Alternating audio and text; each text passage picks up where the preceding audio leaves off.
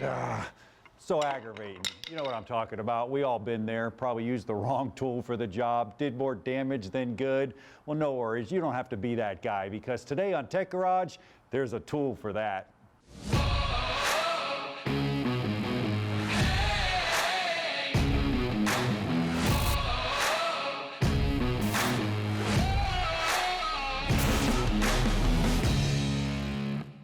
Welcome to Tech Garage, presented by RockAuto.com. Well, we get a ton of feedback throughout the year saying, man, that was a cool tool. What did you use? Or how did you make that job look so easy? Well, we dedicated a whole show just for you guys. Rock Auto hooked us up with all kinds of specialty tools, and yes, there's a tool for that. I'm starting out with suspension. Man, there's a ton of tools for suspension to make your life easier. Let's go ahead and look at a few of them. The first one we'll look at right here, well, this is a ball joint press. Rock Auto offers this, and if you ever tried to press one of these ball joints out, you know you have to grind the rivets out the whole 9 yards. This press here, there's really no way to get it out without it, so you want to have that.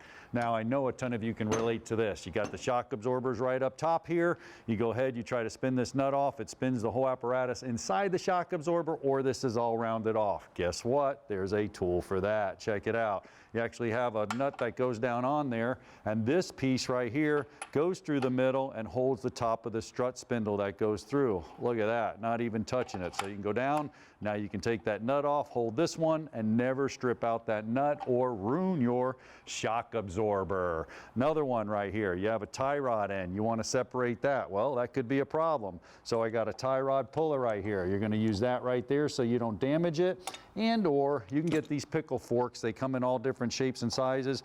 Beat it in there and go ahead and separate that, pop it out of there. This is good for a lot of the joints on the steering system. It works really, really well. Now also, when it comes to the pitman arm on a steering system, the pitman arm's located right here. Now the pitman arm has a pitman arm puller. You're not going to get that off as well. It's a press fit, so you just slip that on, put it underneath there. Man, you crank on that thing, you're going to pop that pitman arm off with no problem. There's a tool for that. Now we'll talk a little bit about tires down here. You want to mess with a tire, you want to do a tread depth gauge, figure out if your tires are safe. I have two of them, a digital one or a regular one. Just pop it down there, read the number. You can tell how much tread you have on your tires. Speaking of tires, right here on your studs on your wheels right here, there's actually a stud puller that you can pull the stud back in when it breaks from the back of the rotor. You can put that back in there and pull it. You won't do any damage and get it in there. Believe it or not, there's a tool for that. Let's go down here a little bit, man. There's all kinds of cool tools. This right here is a rack and pinion, and there's a nut in here. Sometimes it's hard to get to. They have a huge extension that goes over the end to get to it, to take it off. Coil springs, you got to take them out. You need to compress them. They have a coil spring compressor. You can just put it on here, squeeze it down, compress it, use the safeties, lock it in, you're good. One more. Everybody's tried to pry a power steering puller off a pump. Man, all kinds of damage occurs. Just get you a puller set like this here, pop it right on there, boom, put it in there, pull it, use it to press it back on. Never damage a power steering pump. There's a lot of suspension tools, but there's even more. Man, we've all been there. We have a bearing we need to install. We run around the yard looking for a pipe just the right size.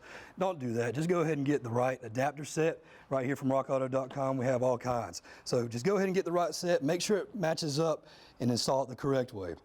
As far as bearings go, that's all you need to do. Moving on, let's move over to our puller set. Harmonic balancer pullers, gotta have those. Don't go into the job with a pry bar, big long flathead screwdrivers. You're gonna mess something up. Speaking of installing stuff correctly, go ahead and get the appropriate seal installer kit. You don't want to run around your yard looking for pipes and pieces of wood to try to get on there just so it goes in just right and you still end up with it cocked to the right or left. Just get the right tool for the job. You saw John earlier try to pry that thing out with a pry bar and stuff. You don't want to do that. You're going to end up gouging the inside of your axle housing. All you have to do is get the right tool. It's easy as 1, 2, 3. Now, when it comes to brakes, how do you know your brakes are bad? Well, RockAuto.com helps us out here. We've got these tools. We're able to put the edge of these up to our brakes. If you're in the green zone, that means you have enough friction material and you're in good shape. If you get down into the yellow zone as far as the thickness goes, you're going to need to watch out and change your brakes pretty soon. If you, my friend, are in the red zone, then you are in big trouble and you should not go anywhere. You should replace your brakes immediately. Now, when it comes to replacing your brakes, of course, you want to take the calipers off. And when you do that, guess what? We got this adapter set from rockauto.com.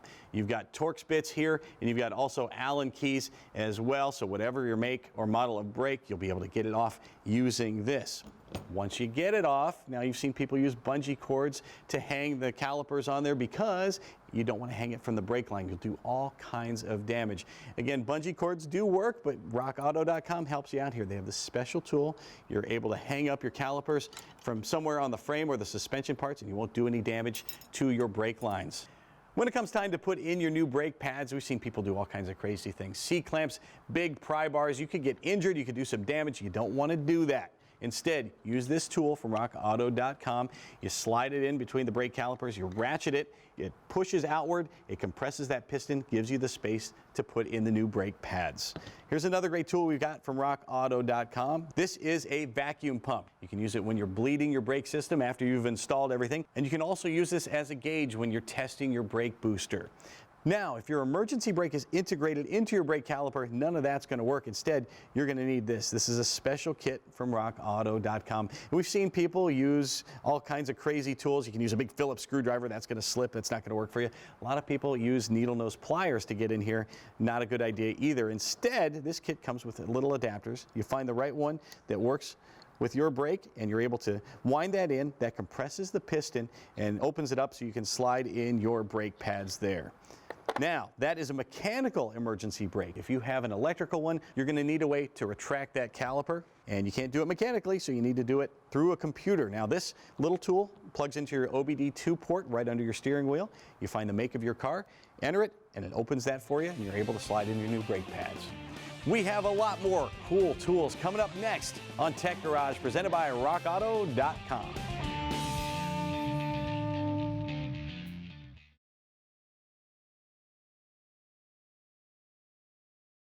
Tech Garage, presented by rockauto.com, is brought to you by Magic Creeper, the most versatile creeper ever. Steel Rubber Products, quality crafted rubber parts and weather stripping. And by rockauto.com, all the parts your car will ever need. Thank you to all of our sponsors and to you, the viewer, for tuning in to Tech Garage, brought to you by rockauto.com. Well, when it comes to engine performance, you guessed it, there's a ton of specialty tools. Let's start right here. You've seen us use a spark tester quite a bit. You know, it's a simple tool, but why do we use it? Well, it's a predetermined gap here, and the coil actually has to put up a little bit of pressure, a little bit of electrical to jump that gap. Using a screwdriver is not a good idea. That's why we use a spark tester. Fuel systems, same thing. You've seen us use quite a bit this fuel pressure gauge. rockauto.com has this whole set here for all the different adapters. You put it on there, check your fuel pressure, make sure it's all right. We use that quite a bit here in Tech Garage. Now, when it comes to taking off lines, man, I know you guys pried, tugged, tried to figure out how to take off lines. This kit has everything from fuel lines to heater hoses to different air condition lines. All the cool quick disconnects that we end up breaking trying to pry them off, you're going to wish you had that set. Now we talk about fuel injection, the Noid lights. When we're checking injector pulses, you actually want to use one of these little Noid lights. These little Noid lights have a little bit of resistance in there and they don't mess with the system. I put it in there, spark, it pulses, you know your computer's working.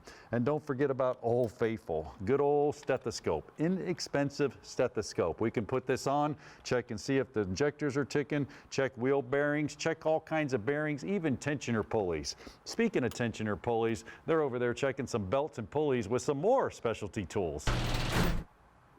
John, this is a belt removal tool we saw a few episodes ago. It enables you to get down deep in the engine and pry that belt off wherever you need to do it. This came to us in a kit from rockauto.com, and it includes, of course, the tool itself and all the adapters you need to get down into any brand of engine.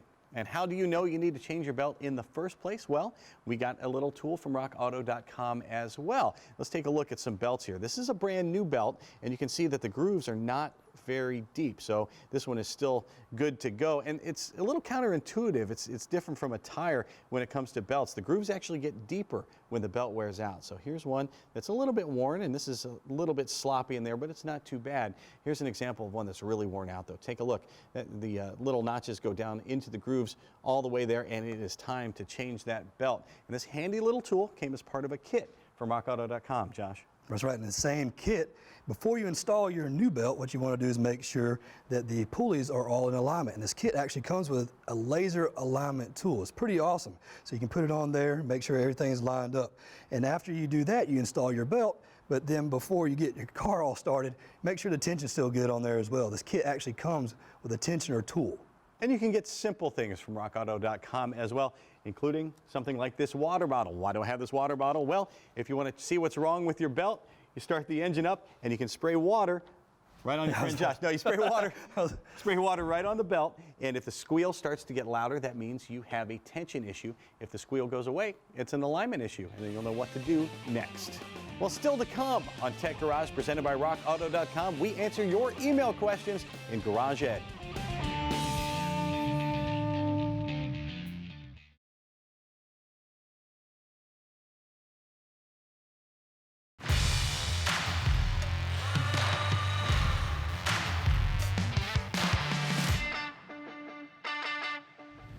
Hey, welcome back to Tech Garage, presented by rockauto.com. You know, it's been a phenomenal Garage Ed. We went through everything that has to do with brakes, but we're a show for the people. So along the way, we've gotten a bunch of emails. Dave, you got a few right here. Let's help out some of our fans. You got it. Michael in Manhattan says, my brakes squeal even when I've just had them replaced. Do you have any suggestions? Yeah, that's huge. I mean, we went through all the brakes, but we really didn't talk about a break-in procedure. And you can look at it on the graphic right here. Really what you should do is a few aggressive stops, maybe 5, 10 aggressive stops from 40 miles down to 10 miles an hour. But the key is don't stop and hold on the brake pedal. You don't want that resin to embed into those rotors. So what you need to do is either keep moving or shift it into neutral. Then what do? Well, you go with a little bit of easier stops, maybe 30 miles an hour down to about 5. But once again, keep the car moving. Then what you want to do is end up by cruising. Just go on, get those rotors cool, let it cool, and that will bake the resin into the pads. You won't get that judder, you won't have a problem, you won't get that squeal. Break-in is important. I love it. The word of the day, judder. Yeah, right? Very good. Chris from Miami, Florida writes in. Chris says, when I'm sitting at a red light, my brake pedal slowly drops to the floor. What's going on there? That's a good one, Chris. Yeah, I love Miami. It's probably a lot of stop and go down there in South Beach. No doubt, no doubt. You're sitting there and it's going to the floor. Well, we got to go all the way back to that master cylinder, man. We talked about that primary and secondary piston in there. Well, what's going on is you have those seals. So it may be bleeding by internally, and if it's bleeding by internally, you're not going to see any external leak, but the pedal's slowly going to go to the floor. Also, you want to look externally. Just make sure there's no fluid leaking somewhere. It's obviously going down. The number one cause is either air in the system or that master cylinder. Check them both out. You may want to bleed it. If it keeps happening, you don't see any external leaks, Chris, go ahead and replace that master cylinder. Very nice. Todd in Phoenix, my pedal is low when I push on it, but if I pump it up a couple of times, it seems to be fine. Yeah, what's up with that? Yeah, that's common. That's a good one, Todd. I mean, that happens to a lot. The disc drum combination, the discs in the front of the cars, well, they're self-adjusting. So if you do a brake job and they're self-adjusting, it's really not going to affect pedal height. So that pedal's still going to sink down a lot. The key is it's coming back on the second or third. So you probably don't have air in the system.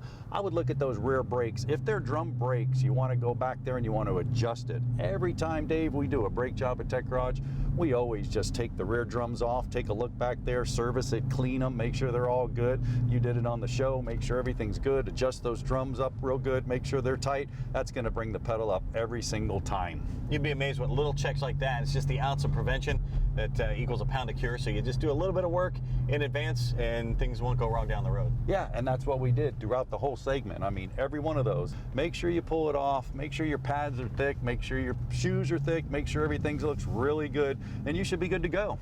Dude, you just passed the garage. I passed Tech Garage? Yeah, it's right back there. Well, guess what? Oh, no. That means we're going to have to go back. We got brake power, but do we have engine power? I think so. That's plenty of power. Woohoo! Well done. Hey, you guys, stick around. There's plenty more Tech Garage as soon as the smoke clears and hopefully everything else. We'll be right back.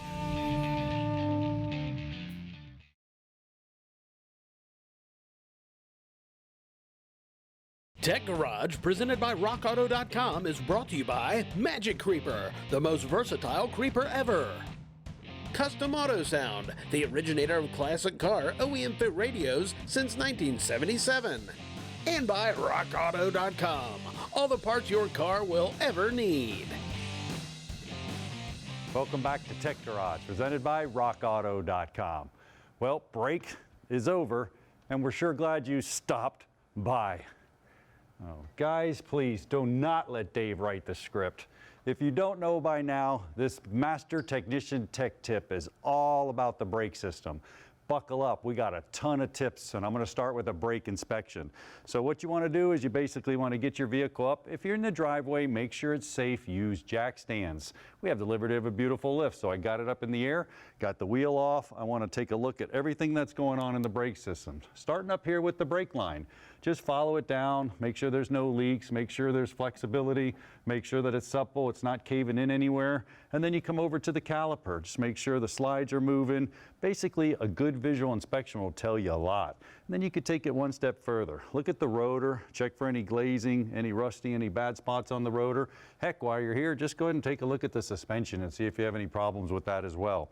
Then what you can do is you can do a measurement called lateral runout. Now, lateral runout's pretty cool. We're actually checking to see if the rotor's warped. Lateral runout would be this way. And what I have is a dial indicator hooked up to it, and you don't want any more than 3/1000ths lateral runout. So if you had a hub rotor like this that wasn't sitting there, you would have to put the lug nuts on and tighten it up, but ours actually have these little secure nuts on here that hold it to the hub, so it's not going to flop around. Then what I'm going to do is come over and spin it around. And as I spin it around, you can see the dial indicator. It's moving a little bit, but not too much. Now, if you had lateral runout after a while hits those pads back and forth. It really doesn't cause pedal pulsation because the caliper's moving. But what it creates is disc thickness variation, DTV. And we can come right here on the table and I can show you what that's all about. So as that rotor goes around, it keeps hitting in that one spot on the actual pads, and it starts to eat it in and out. So you would take a brake micrometer and simply just come around in 8 or 10 spots all the way around the rotor. And what you're looking for is less than 5/10,000ths difference of in and out. Now think about that. You can have lateral run out and not have any in or out, and you can have the in and out and not have any lateral run out. Now it's that in and out that causes that pedal pulsation. The pads hit it, pump back and forth, pumps the fluid all the way back up to the master cylinder, and that's what you feel on that pedal. And that's a very common occurrence because the vehicles are getting lighter and the materials for building these are getting lighter as well. And a lot of times they'll start to warp. How do you solve that? Well, you either get some new rotors or you have them turned. Make sure your hubs are cleaned and use proper torque specifications on your lug nuts. Hitting it with the gun is not a good idea. That's going to warp the rotor every single time. Let's change our attention to our pads. We can look at pads. They come in all different shapes and sizes as well. But we have some new pads here. We have some used pads and some worn out pads. And you can use this pad lining gauge right here. This is pretty cool. You've got green, yellow, and red, just like you would think. The green ones are good. So if I come to the side of the pad like this, you can see these brand new pads are right there on the full green. You have a couple other ones that are green that start to step it down. Now I have this pad that's a little bit worn out, not too bad. But then I would go over here, let's get one of these yellow ones, and let's put a yellow one on there. And you can see there that it's right about on the yellow one. Well, that means you're starting to get worn out. It's probably time to keep an eye on those brake pads. And then I have one here. Well, this one really doesn't even need to be measured. This one here is totally worn out, but if you used a little red gauge or the pad fell in that red section, it's time to replace the pads. Now, what do? I got to replace all the pads. I got to replace all the rotors. Man, there's fully metallic, semi-metallic, organic. There's drilled and slotted rotors, heavy-duty rotors. Sometimes pairing them up or deciding what you want to use, it's a nightmare, but it doesn't have to be. I'm sure Tom and Dave, well, they have the solutions. Well, John, the match set is the perfect thing you're going to want when you're putting in brakes. Why is it better, Tom, to have the match set? Well, when you're replacing the rotors, you always want to replace the pads anyway. So why not get pads that the manufacturer has determined are less likely to be noisy, less likely to produce dust, optimally bed in with the rotor. So it just makes sense. And you get all the parts you need with one part number, so there's less surprises, less chance you'll have to run to the parts store and get more stuff. So you save time and you know you're getting it done right, but what if you just need, say, the pads? Well, we have a huge selection of pads too from just numerous manufacturers. A great deal we have is if you're, let's say you have a fleet vehicle and you're replacing your pads every 3 months or something, and you really are really interested in cost. We have wholesaler closeouts that are often name brand pads that a competitor has sold off because they're changing the line they're carrying or they're closing a store or something.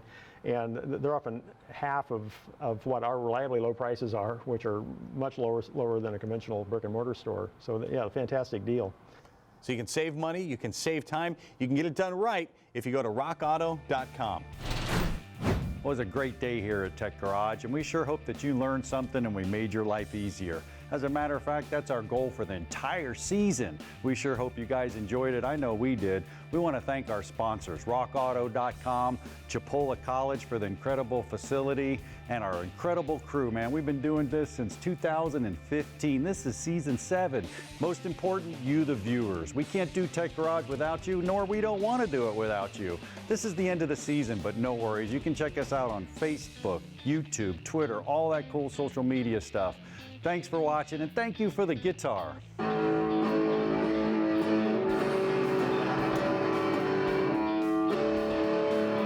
Woo! See you next season. Production assistance for Tech Garage is provided by Chipola College, located in Marianna, Florida. Founded in 1947, Chipola was ranked recently as one of the top 3 community colleges in the United States.